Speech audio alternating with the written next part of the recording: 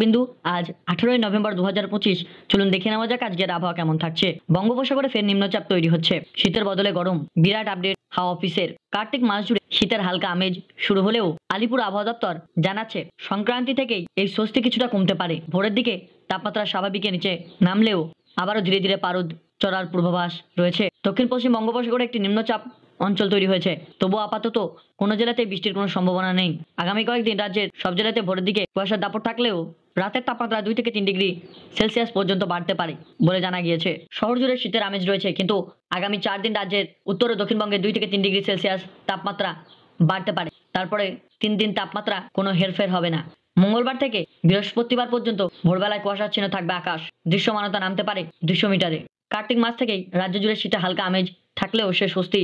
নিম্নচাপের অবস্থান। আলিপুর হাওয়া অফিস জানাচ্ছে বর্তমান বঙ্গোপসাগরের ওপর একটি নিম্নচাপ তৈরি হয়েছে, যা শ্রীলঙ্কা উপকূলের কাছে অবস্থান করছে।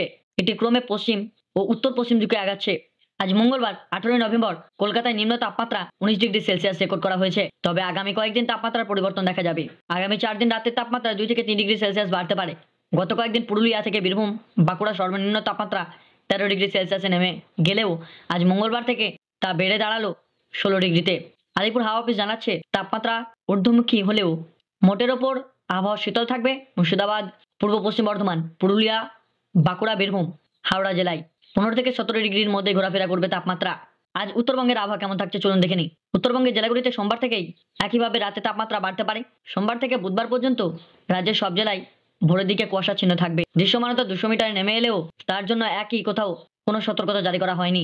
তবে সব জেলাতেই কুয়াশাচ্ছন্ন থাকবে। মোট কথা, নভেম্বরের শেষে ডিসেম্বরের আগে রাজ্যবাসীকে জাঁকিয়ে শীতের জন্য আরও কিছুদিন অপেক্ষা করতে হবে। ধন্যবাদ। এই ছিল আজকের আবহাওয়া আপডেট।